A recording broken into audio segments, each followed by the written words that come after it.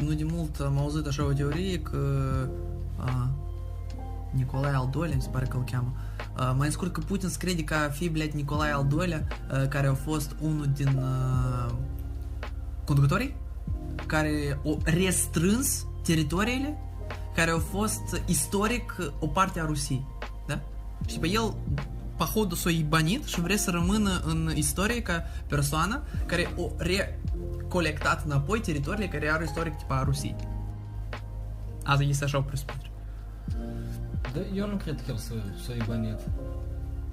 Adică, într-o parte, spun că s-a ibanit că rezultatul războiului îmi dă dovadă, dar el e destul de funcțional, adică eu nu am observat că ceva straniu în comportament. Adică, nu, straniu este, adică dorința de a domina, lipsa de empatie și așa mai departe, dar ceva, un semn că